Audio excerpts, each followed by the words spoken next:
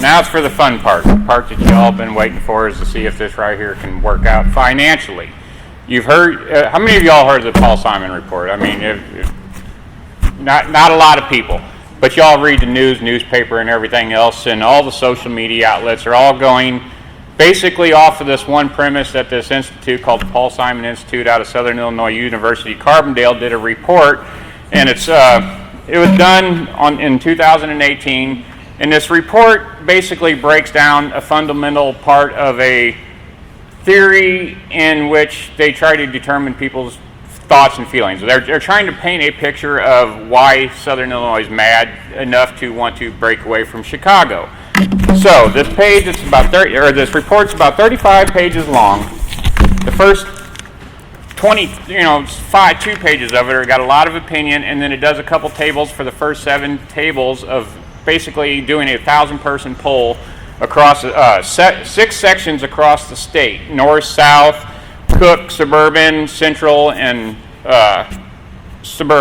north, central, southwest, south, Cook, and suburban. So it breaks these down, and it does a 1,000-person poll and asks certain questions on these previous tables. How do you feel about it? Do you think it'll work? Do you feel like Chicago is disenfranchised? Just questions that really have nothing to absolutely do with numbers or economics. So after you take away the first 22 pages of it, this right here, that report means nothing. Throw it in the garbage. Take the one table. This one table, this is the only thing that all the media outlets are looking at. And now all the media outlets that you read all compare these two numbers of Chicago putting out what's called an adjustment ratio of 0.90, which is 90 cents on the dollar, which means that they're only using 90 cents to a dollar.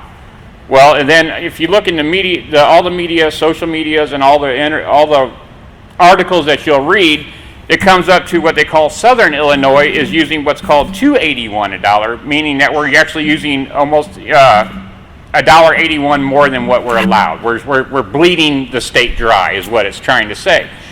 And so this is all the articles based on this Simon report use these two numbers: 0.90, 2.81. Well, if you know anything about math and ratios got to equal 1 to 1.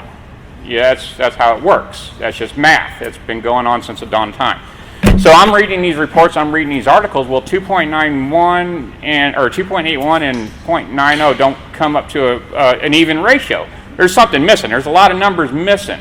So I actually went and got the report and downloaded it, read it again, called up Gina and said, look, it's going to take me like a month to figure out all these numbers. That comes out of what's called a legislative research unit. It's assembly program that does a county by county expenditures, ratios, calculations, just guesstimates pretty much. It's because it's really hard to determine from an unbalanced budget and no proper auditing.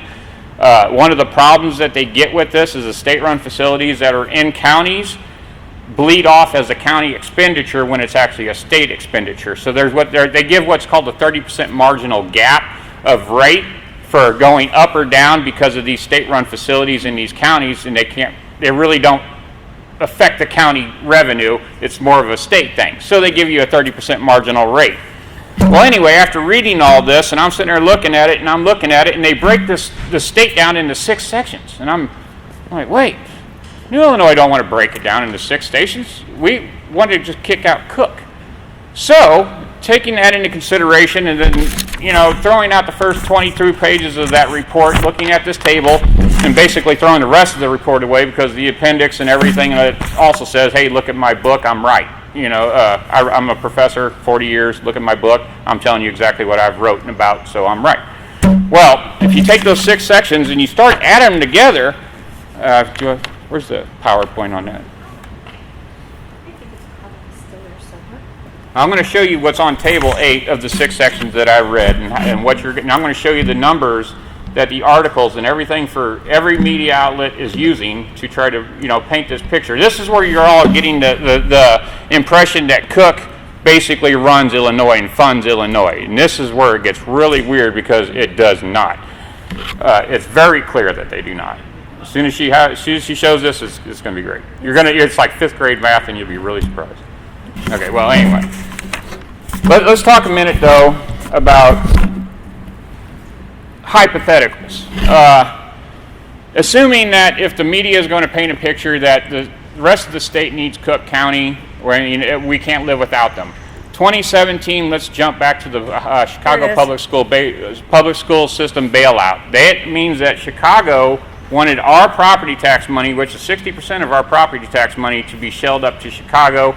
My representative voted for this and pushed this bill. Our money went to Chicago to bail them out. This last year alone, the mayors came to Springfield 3 different times in a year asking for pension bailouts. Now, if Chicago is supporting the rest of the state, why are they coming to Springfield to, ask us for money? Very interesting question there, especially since every media outlet in the state is painting this picture as we need them. Don't think so. But anyway, let's go into here. This is Table 8. It's hard to see. This right here is Cook County. This is a selected revenue disbursements. They have so much, it's actually in billions, but they break it down to a little smaller number so you can read it, of 12 million versus this. They do a little math with a ratio of 0.80. You put in the adjusted 30% ratio and it brings you up to 0.9. That's what they're saying their expenditures to their revenue is. That's, again, very broad if you look through the legislative research unit, they're not considering state-ran facilities, which Chicago has more schools, more prison systems, and more hospitals. Those are all state-ran facilities they're not really writing that into there. Downstate, same thing. Here's where it gets real interesting. The suburban counties are actually only paying 0.53 on the dollar. Suburban is actually funding most of the state. They're actually got the best ratio, the highest property tax values, and the state is thriving off of them. So they're very disenfranchised that their neighbors are sucking them dry. Then you get down, you got the downstate. Don't look at that number, that's just an average. So you got $1.24 in the north side, which is up around Rockford, the areas outside of Cook County, that's all north. You got your central, southwest, south. They break it down. But this is the two numbers right here. On all the articles that you'll see in social media, 0.90, 2.81, and they somehow left all this out in all the articles that you're going to read because, I don't know, math's difficult for journalists. I don't know. But if you take all this together, and this is where it gets real crazy, and I got real confusing when I was trying to tell you about the 1-to-1 ratio, it just math has to work out. So if you take all these numbers, not downstate, but if you take this number and these four numbers and you add them together and you do the exact same math that they use to promote this, it actually comes up to 0.90 to 1.1. Now we're at a 1. Now we got a ratio here. Now we've actually got something. So 0.90 to 1.1 ratio means as of right now, no changes to the Constitution, no changes to any laws, and with a 30% marginal gap that they're not figuring in for these state and county-run facilities, and the fact that Chicago has come to us in 2017 and in 2019 begging us for money. Let's say that marginal gap is obviously going to go up for Chicago and down for the rest of the state, bringing it to more 1.1, if anything. So without any changes to the Constitution, we take on the pension debts, we separate, everything is dead even. Except for now you have an infrastructure. We have the ability to change the tax code. We have the ability to amend the Constitution, fix the pension clause, and make Illinois a beacon of light for the businesses from across the country to come here, set up and establish. So once we split at 1.1 ratio with changing nothing, we're addressing the problem and starting from there. Starting to bring in. It can only excel from there. It can only get a lot better, and we can start winning. We can start bringing in the revenues. We can change he said, to a 1% rate, which like Indiana's done, and people are swarming there. We can make businesses able to be able to get incentives to want to build here. Right now, we have more businesses leaving as many as people. We're literally going broke. And next year they got a new progressive tax that they're wanting to change. That's the only amendment that they're wanting to change the Constitution on, is to change the tax code for you guys. Now, once you see that your richest class is able to leaving you with just the middle class, and the poor, low class can't really flip the bill for us. Now, we can't go to the low income people and ask them for more money. They don't have it. That's why they're low income. But if the rich people leave, and even if you took all the rich people, the top 3%, and added all their money and took all their money, 100% taxes, 100% gross, you're still not even going to put a dent into the problem. Where does that leave the rest of it? Coming after us, the middle class. We're the ones that are going to change this. That's why they're so adamant about changing this progressive tax, so they can, on a whim, change the rate from, we're going to take you down from 4.9 to 5 to 4.9, saving you a grand total of $28 a year. He said it, 21 new taxes have started this year. I think I lost that $28 the first week of January. So your little idea there is not sitting well with me, and you're going to take it up. And if you look at the surrounding areas that have progressive taxes, I think there's 34 states that actually have them. The lower income areas, states, have taken this progressive tax, and you're looking at almost close to 9% to the middle class, where we're at 4.5 now and very angry about it. So you're looking at a double tax once this thing passes through. But the point of the matter is, the whole idea behind the Paul Simon Institute and all the articles, they're all trying to mislead you and believe you to say that Cook County is the essence of Illinois. We need it. When I'm sitting here proving it to you, this is their numbers. I haven't altered anything. This is their research that they've done from the Legislative Research Unit from the state. In both the state, with the Legislative Research Unit, the FOIA letter on the cover of this said, do not use this for any solid evidence. This is not something you want to make a determination like this by. This is just ins and outs. There's going to have to be a lot bigger study done, and we're on that now. We're working with some, like I said, some of the best top financial people going county by county by county.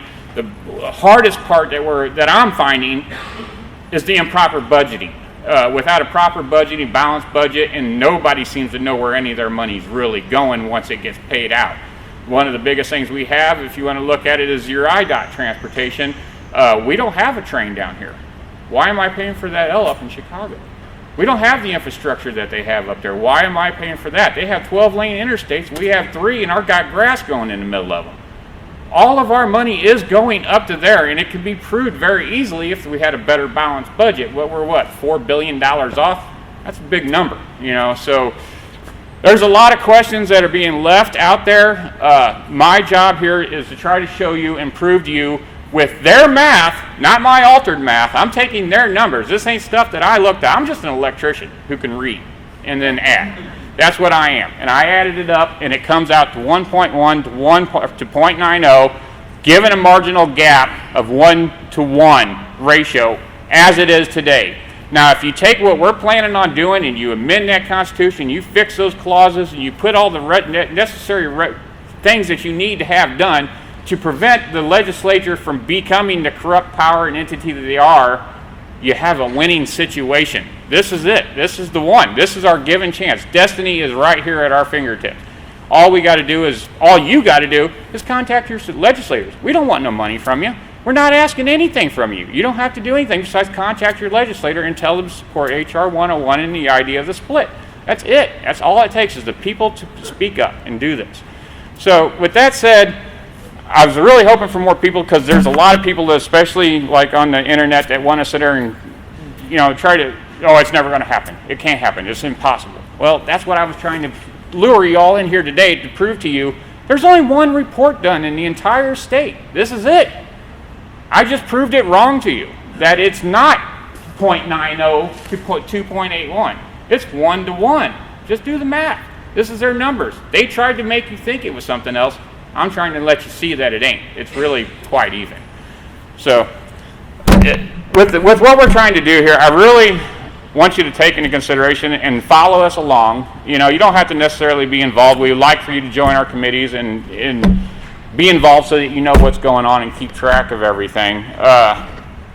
Follow along. We're doing very in-depth, very detailed financial studies on this. This isn't something that we're going to jump into because we hate Chicago, like the report wants you to believe. We don't hate Chicago. We hate losing our money. I don't care who's taking it. I don't want to lose it. But the fact of the matter remains, they're coming to us for the bailouts. They are coming to us with the problems, and we are the ones that are sitting here with Chicago. The Constitution was never designed to picture high-rises where every block gets a representative, instead of we get 3 counties for a representative.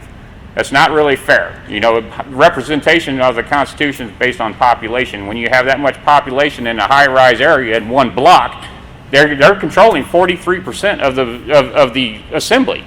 So it's easy to walk over to your guys in that office and try to get 8% more to back you. All of a sudden, you've got a majority. You have a loss. We're never going to win with that kind of power in one central location, because they're always going to be able to manipulate these guys down here in the South who are on the same team in order to pass these horrible taxes that they're putting upon us. And they ain't stopping. They're promoting more, they're pushing more, and they're already trying to change the amendment to their state's constitution in order to add more and not even face the problem of the pensions or anything that actually is creating this whole mess.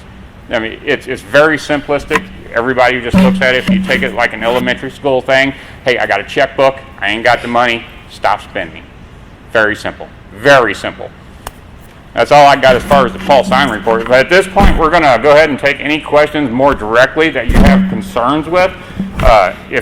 I'm very good with the economics. I mean, I'm not a great speaker, I'm not a politician, I'm an electrician, but I have done math. I know very well what I'm talking about, and for over the last year, I've gone deeply into detail in trying to find county to municipality to statewide costs. I'm happy to share with you whatever I found so that you guys can make your own determination. You know, that's the best I can do for you. And I want you to walk away from here whenever you hear the words, you know, we're Cook is supplying us, you know now that it ain't. Sitting as it is right now with the math, they are not doing it. They're taking the facts of all the stuff that they came to Springfield asking for bailouts, billions and billions of dollars. Not us going to them coming to us. So with that marginal rate, it's pretty evident that theirs is going up and ours is going down. 1-to-1 is a very great rate with as it is. That means in a failed economy, we still can supply. We can still do it. You just have to change the Constitution. You have to change the legislation that's preventing us from excelling. And we definitely can't let that SJRCA 1 pass, that's for sure. But that's all I got for now. And also, I want to let you know, because we are a ratified St. Clair County committee, we do hold meetings once a month in O'Fallon, the fourth Wednesday of every month. So this right here is very well for all the people in this area to come and talk to me one-on-one. That's what we're holding these committees for, so we can continue to educate the people in the area. This ain't the end of it. I'm here all the time, 30 days a month, ready to answer your questions, so you can come to us, so you can come to our meetings, and you can call me, email me, message me. I am happy to talk about it. I love talking about this stuff, and the hardest part is me to shut up, as you can tell. So I really want to hear from you. I really do. I was hoping for a lot more people that we could put this message across, but now I have to depend on all of you in order to help spread my message. So get out there, let them know we are even. We don't need Cook. Cook does not need us. And if they're so determined to say that they don't need us, I'm more than happy to let them go away.